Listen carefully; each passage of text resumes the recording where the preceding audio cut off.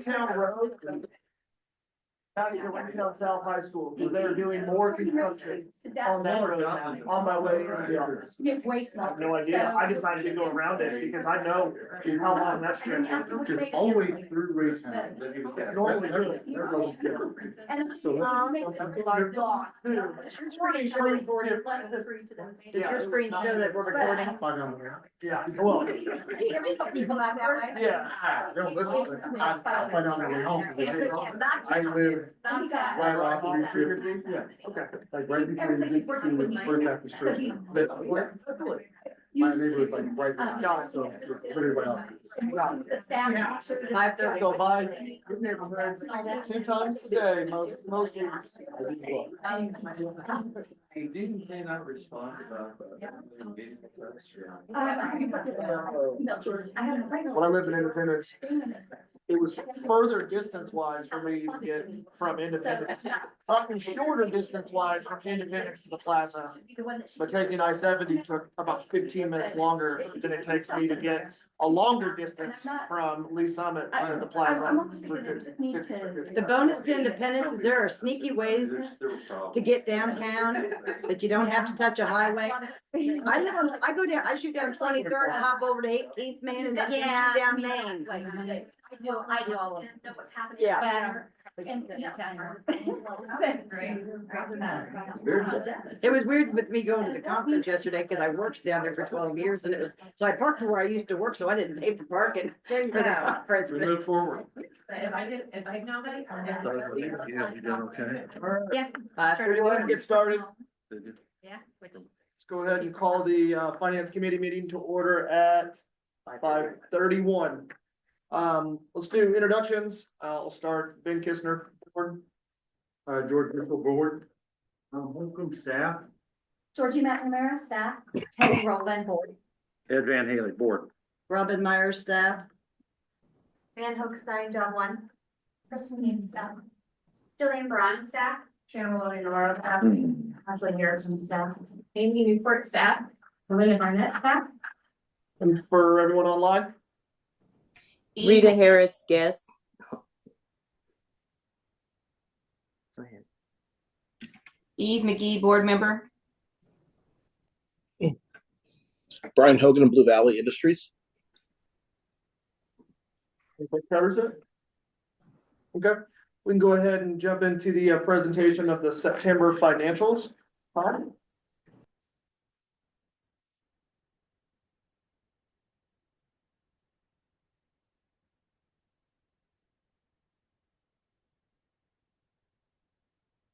Everybody, thanks for your interest in Etos Financials.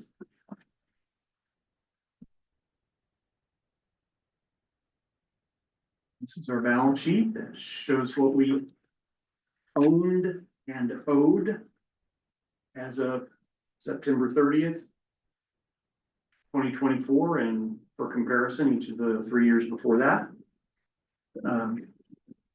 The top two lines are the liquid cash. See that those add up to about $10.3 million compared to about 10 a year ago. See, we still have $229,000 in receivables from the 2023 property taxes. That number goes down by somewhere around $8,000 a week. So it's gonna take us a while at that rate to collect that. There's still a lot of protested taxes being held in escrow.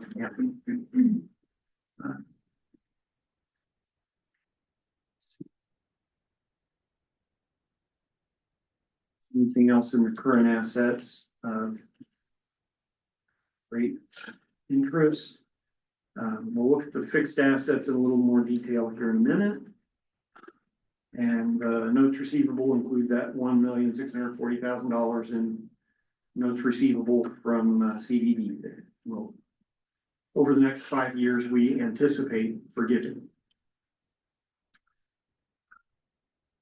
In the liabilities side, two things that I think are noteworthy. Number one, the mortgage balance is finally under $1 million.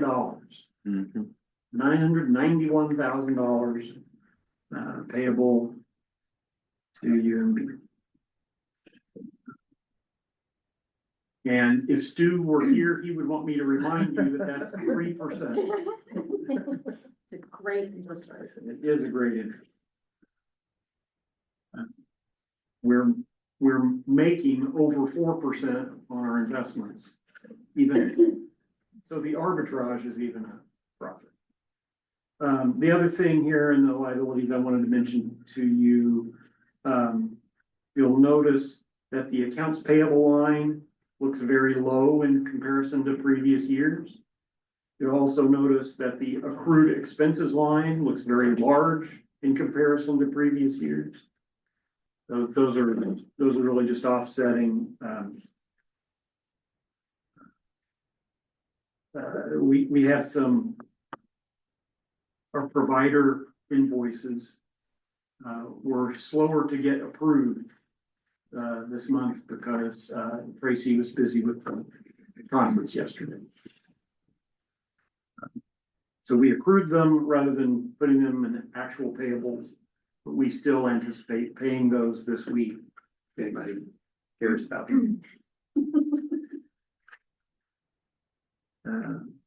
So 29.9 million in the total fund balance number, which is what you might call equity if this was your personal balance sheet.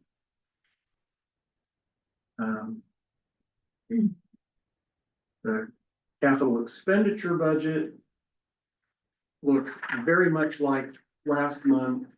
Really, the only change is up here on the new vehicles line in September.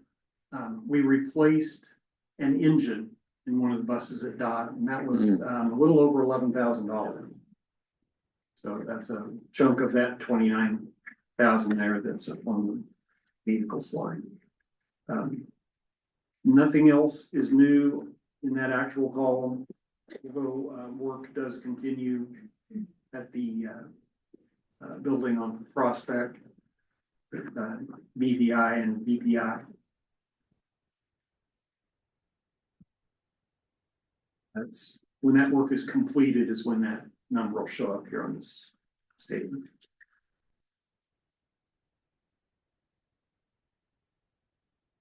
So as of the end of September, we show $1.4 million still unspent in the capital budget.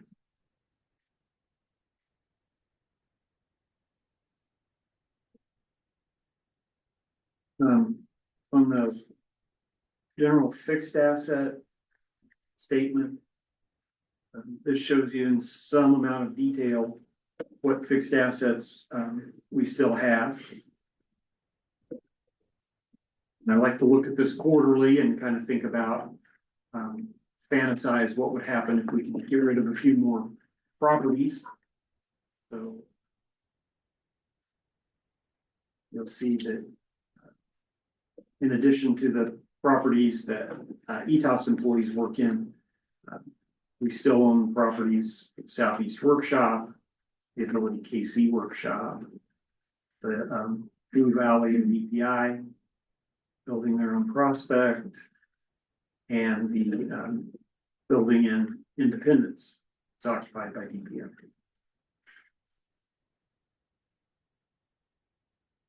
And if you kind of look down through here, you'll see there's quite a bit of book value in those. So when we start thinking about transfers, we'll need to either plan to show a loss or make a sale or something. Cross that bridge when we're there. Got at least a couple of providers who are talking to us right now about their properties. Tom, remind me, is Blue Spring still for sale? It is not for sale. We're actually using it. Okay.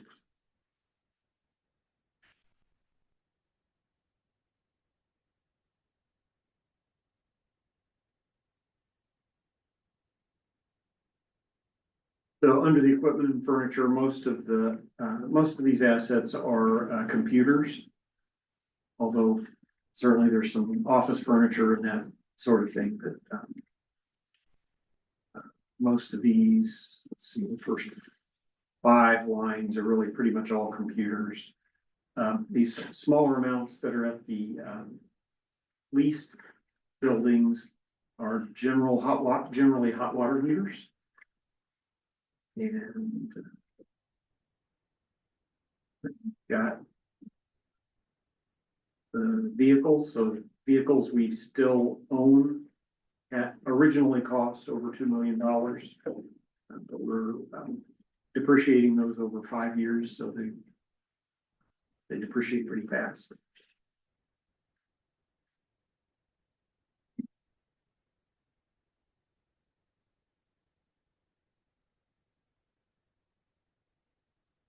That takes us to our comparative income statement. Normally, we spend more time talking about the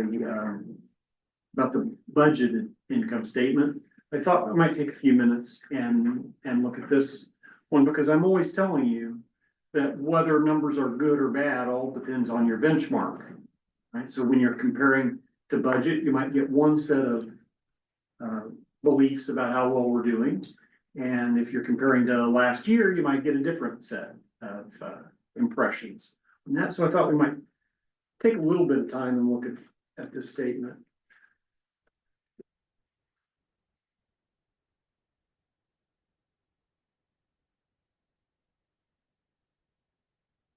So this particular page, I can pull it up just a little. Whoops. I swear, I'm clicking on the plus. I don't know why it's getting smaller. Oh, well, it didn't get smaller anymore.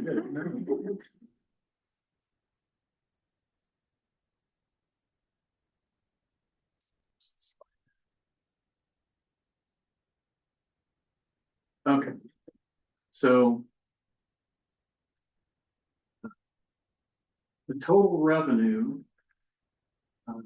lines there shows 17.6 million and 18.6 million. And the set of numbers on the right is the prior year. So the set of numbers on the left are the current year. Let's see, each of these reflect 9 months worth of activity, January through September of 2024 and then 2023. When I try to think about how our operations are doing, I usually subtract out the gain or loss on disposal of assets, especially when the numbers are really big like these. So if you do that, you would find that ignoring the gain or loss on disposal of assets, our revenues have gone up $355,000 from one year to the next, which on numbers of this size is really a pretty small percentage. It's very, very consistent from year to year. So that $355,000 of increase, $303,000 of it roughly is support coordination. So we've had several months that have been record months this year, including September. Was the best September we've ever had as far as billing for support coordination. Look at the expense half of this equation. But it looks like our expenses were almost exactly the same from year to year. But I will remind you that last year, this vocational number of a little over $4 million included $1.4 million that was not cash. It was a building. So if you were to take that out of the equation, we would show about a $1.2 million increase in expenses from year to year. Of which about 208,000 of that is support coordination. somewhere around 400,000 of it is it not?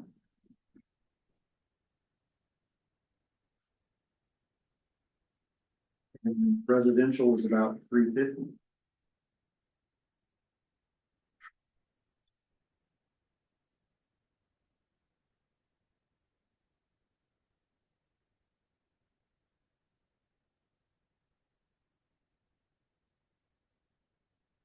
Think you would find that increase in expenses, if you remove that 1.4 million, the increase year to year in expenses is right at 6%. And the increase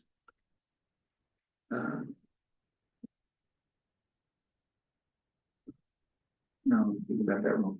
So on the revenue side, if you ignore the gain on disposal of assets, the revenue increase is right at 6%. And that increase in support coordination is also right at 6%. Questions?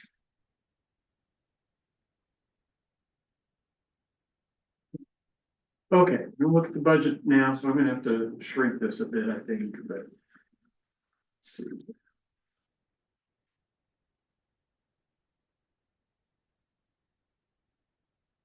Great numbers, but it's impossible to tell what they mean. You don't have any words.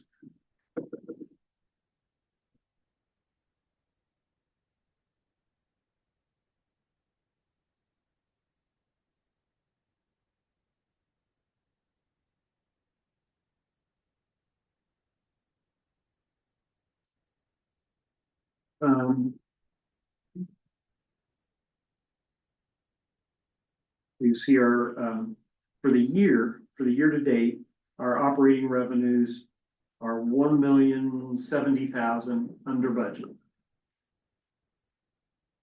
1,012,000 of that is support coordination. Another 400 and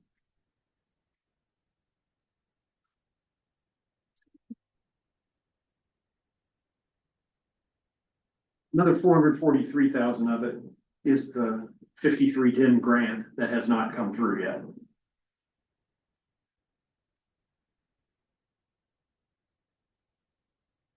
But if you jump to the bottom, you'll see that our expenses are 1,264,000 favorable variance. Both our revenues and our expenses are below the budget. And the net for the operating revenues compared to the operating expenses is $194,000. Favorable variance. The only unfavorable variances on the expense side, the only line items with unfavorable variances are the residential and the day services. And those are both because of providers that had significant amounts of vehicles in their contracts, which were obviously paid in a lump sum. It's hard to go and buy a 1/12 of a vehicle every month. So the budget, because we didn't know what month that those would fall, the budget is stretched out over 12 months. So by the end of the year, those numbers will be 0 or favorable.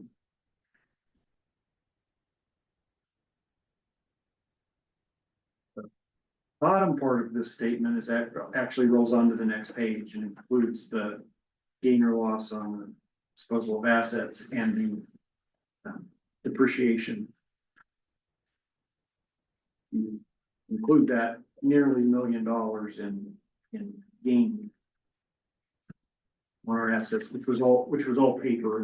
That's virtually all on the CDD properties that we transferred. You add that, find that we have a $1,152,000 paper net income.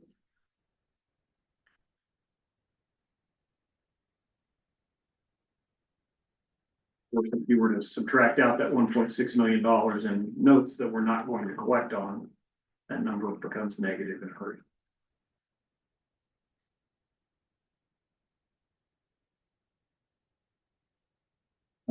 Because this statement is so tiny and hard to read, I don't usually try to go over it with you, but I'll just remind you that it's there if you want to look at it at your leisure. It shows this is a good statement to look at if you want to see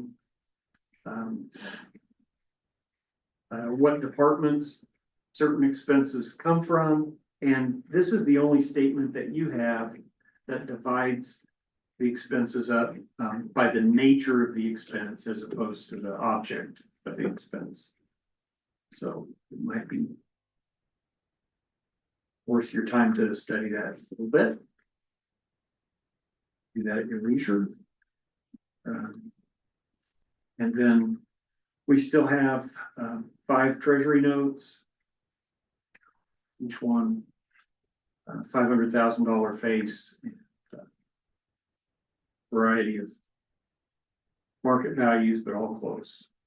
The face, because they're all they all have maturities within a year. We keep it that way because we want to be able to spend the money on programs that's necessary, appropriate, the desire of the board. That's really all I have. If there's anybody that has questions, I'm happy to do that. If not, I'm done.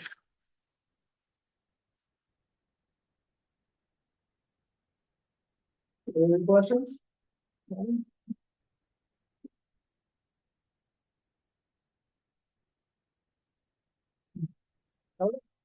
I don't think we have any new business to discuss or any old business to discuss.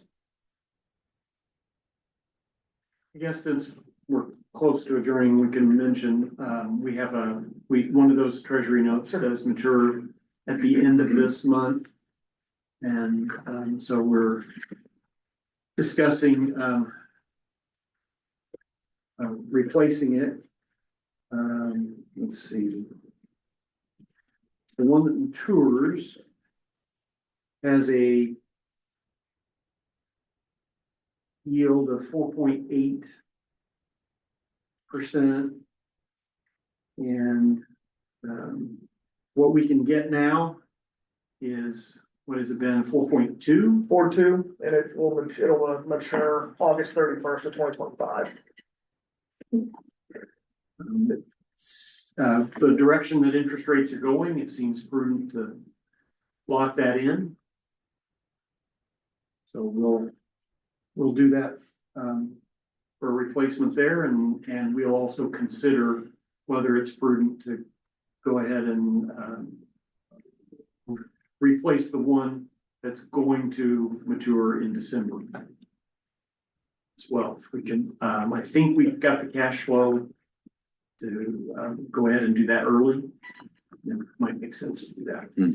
The sweep account's earning 4.4, so the spread's not that beneficial to sit in cash right now, knowing the interest rate for cash moves with the Fed cutting interest rates, whereas we can lock it in for an extended period of time. Great. That's just for your information. All right, is there any public comments? Anything to say? No?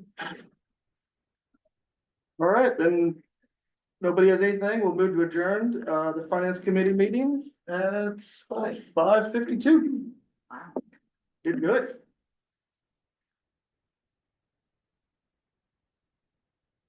We can do it this time. Did you need a motion? That's right. Typically, I just. Yeah, it's committee, not- Yeah. I'm just trying to think. Okay, 10. Well, I'm gonna get more water.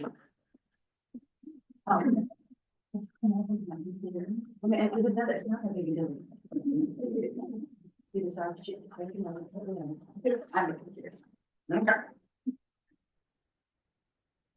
We have a funding committee this year. I couldn't do it either. We on the funding committee this year? No, the board members were, Susan and Stu. Couldn't take it. Tears my heart out. Yeah. I did it 3 or 4 years in a row. I needed a break. Yeah. I'm not sure how they typically go, but last year felt brutal. I would say it felt brutal this year. Oh, it Did it really? Oh, my goodness. Maybe you could. No. Yeah, I could. God bless you. I tell you what, Couple big work projects. there's never enough money. It's just. It was one thing that I. They do. The chicken. We had more applications. Oh, really? They what? We had more Oh, way more. That going online on that portal, there's all kinds of people who didn't know about us, I guess, or the process was a whole lot easier because it was online and they completed it instead of just staring at it. More brutal. That I'm gonna was. learn a new word. More cooler. More brutal.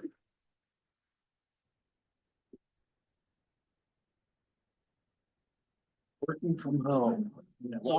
How's it drive? Yeah,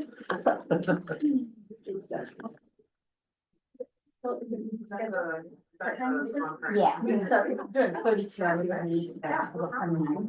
Well, I can fill that as over 8 hours for you. Got lots of things you can help I with. really like the flexibility and then you push more than an hour back when you're not driving. And you get another hour back because you don't have to get ready in the morning. So, it's a lot of time I got back in my life. I'm not complaining That about. was the best part of the pandemic, that probably the only good thing out of it was that. Life just kind of reset its pace for me. Yeah, We went from 5 days a week in the office to now hybrid, we're in the office 3 days and then That's probably good. 2, so I can live with that.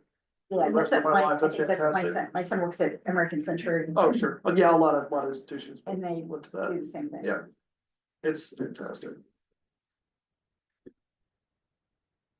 We have we have a telecommuting policy, so a lot of staff have worked out schedules where they're either hybrid or almost completely from home, some of them. Do we have staff that don't come into the office at all?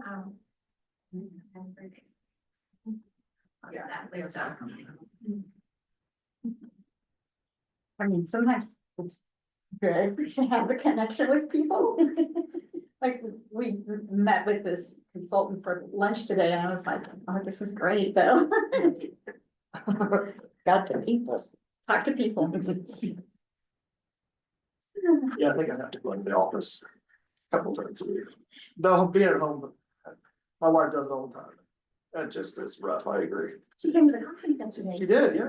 I think she saw the afternoon part. of it. Yeah. She said it was very nice. It's very well done. I thought there was a Casey here. She's online. Yes, have you guys been reading the surveys? I'm not great with that. Yes, me neither. How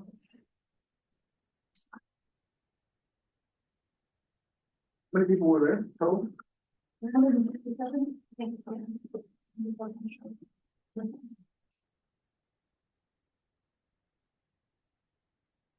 But I think word of mouth will bring more people next time, especially if we have a better location that isn't so inaccessible.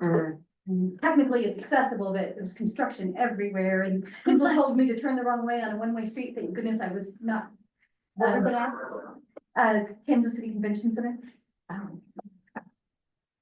Be thankful you don't have to get anywhere near downtown these days. It's awful from the plaza all the way. Oh, it's bad everywhere. I haven't seen, the streetcar's been happening for a long time. I mean, at least you see the tracks now, I guess, that's progress, there you go. It's all how you look at it.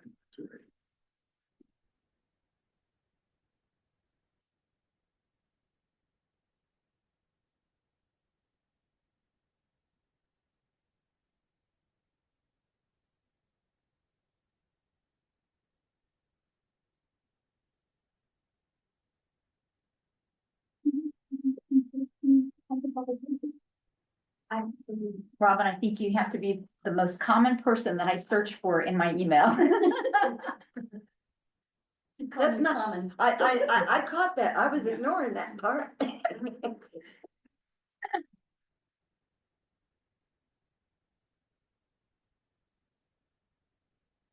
Cause she loves me. Yes, it's. Do you okay, see joining remotely? We believe that they may have been unable to attend again. I don't know how to find yours. Double check, she originally told me she postmarked it and. We'll reschedule for that. Yeah. They were like, give away their slot. Just so she. Yeah. Apparently you got me that money. All right, 6 I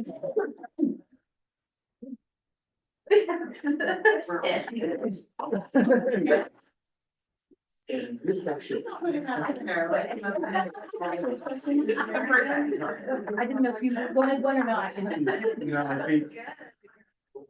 Move forward. We're gonna do what we need to do for this.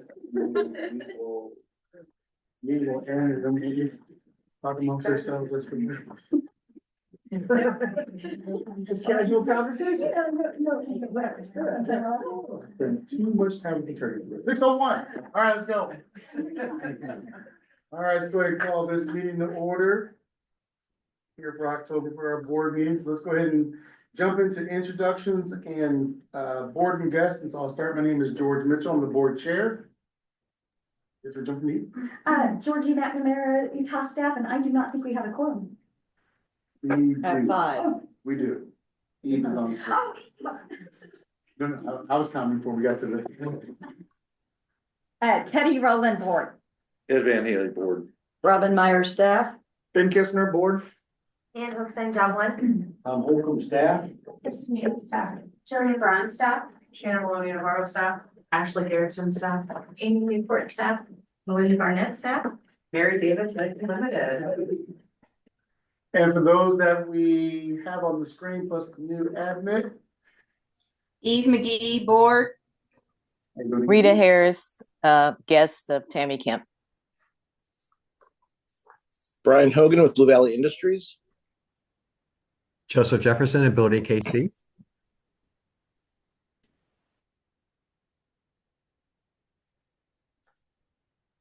Who else? Rebecca. Tracy Mock, Utah staff. Ready?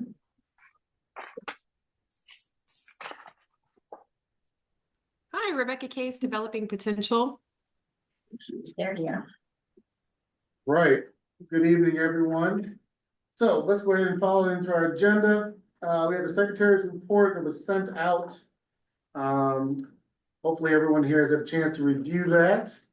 And seeing that if you have any corrections, if not, can I have a motion for approval? So moved. Second. All right, I have a motion and a second. All those in favor say aye. Aye. All those opposed? Motion carries. Ben. I will keep my report short today. Tom gave us the presentation of the September financials in the finance committee meeting. As of September 30th, there are liquid assets, liquid cash of 10.3 million, which is up roughly 300,000 year over year. Prior year receivables, still at 229,000, but that's decreasing slowly every week. It's going to be a slow process, but that will eventually be lower. The total assets and liabilities were roughly 32 million. Capital expenditures, similar to the August report, there are large projects that are continuing that will make up a large portion of the unspent dollars when they get completed. Net income from operations year to date is from the budget is a favorable variance of 195,000, and we've currently got 2.5 million in US treasuries, looking to possibly roll a couple of upcoming maturities into 2025 maturities. That's all I have. All right. Everyone have any questions for Ben? Right, next on our agenda was a provider presentation, but there must have been a scheduling conflict. So we will reach back out to them and see if we can get them rescheduled, maybe. Next, George's report. I sent that out to you in advance. I did not give you a strategic plan update yet this month, but I will get that to you before the end of the month. Any questions on the report? Just a couple. You mentioned, an update today on the funding process for 2025. Yeah, I think that's an agenda item. Perfect. Yeah. And then, how's the one-day conference go? Well, I think it was fantastic. Most of us here were volunteers at it, but Ann, you were a Yeah, I thought it was really great. We had a whole table of both staff and participants, and we were so glad. really, really good and thought-provoking speakers. And even they were impressed at the fact that most of the speakers were people who had a disability instead of people who don't have a disability, talking about what they need and help us to serve them. And yeah, they were really great speakers. And, we have a new transportation manager. When does he start? October 28th, which is next Monday, and it happens to be my birthday. Couldn't be a better present. Birthday to you. Okay, any other questions for George's report? Right, new business. PCVI, they requested quite a bit of money last year and we kind of cut them back because they hadn't used it all the previous year. And it turns out that they are serving as many kids as they predicted they would in their original requests, and they need more money. I can't think of a better use for it, for what we're sitting on, than to help those kids. So, if you see it, they're asking, I think it's included in your word packet. They are asking for an increase of $40,000 to get through the rest of the year and to serve more children than we anticipated they would, or.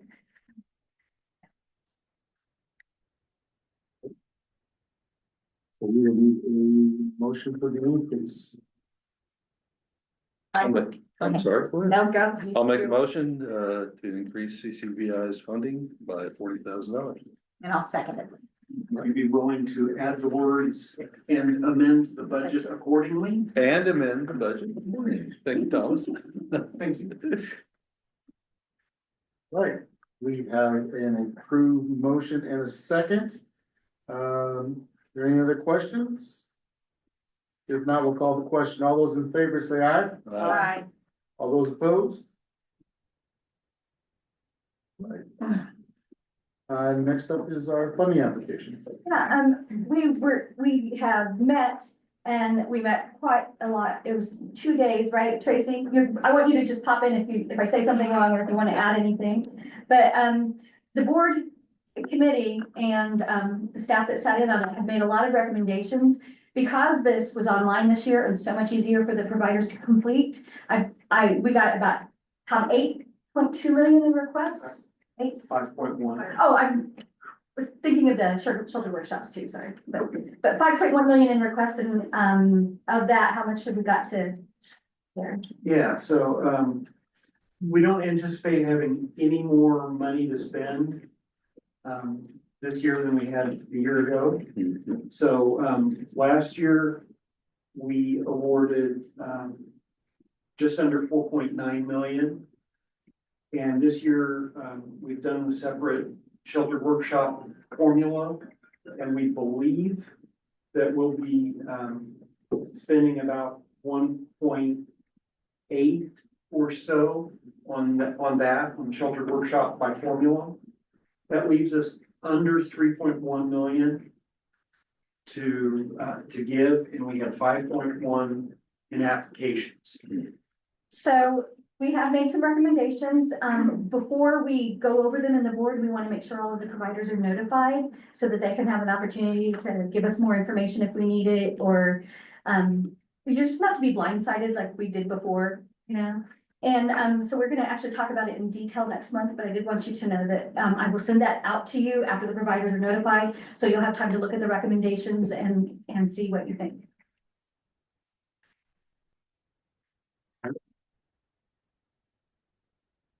Any other questions about that? All right, as far as old business, I just wanna mention, as far as our board applications, we know we mentioned last month that we're looking to replace, 2 more members with, Jillian's departure. So we have emailed, Samantha, I know some people have said that there's been some applications. And so I've emailed Samantha to say, can I see those applications so we can start some interview process? And I haven't gotten them yet, so, we'll poke her again, tomorrow to see, hey, really, you wanna get this done before the end of the year? Please and thank you. So that's kind of where we are. So if you have some people that you believe will be good board members, they still got time to apply. But for those that have, I'll eventually get your information from the county and we'll, begin the interview process. So that's kind of where we are with that. As far as public comment, there were no public comments, submitted before. Do we have any questions? Plans for dinner, because we're about to get out of here soon. Are we gonna have an 8-minute board meeting? I know, this never happened. Never happened. Right now. Holy cow. All right. Seeing that there's nothing else to discuss, there's no other questions or comments, I will just go ahead and move for adjournment and, we will see you all next month. Bye. Hey, we're out. They're shocked, they're like. I'm like shocked. Really? That's fast.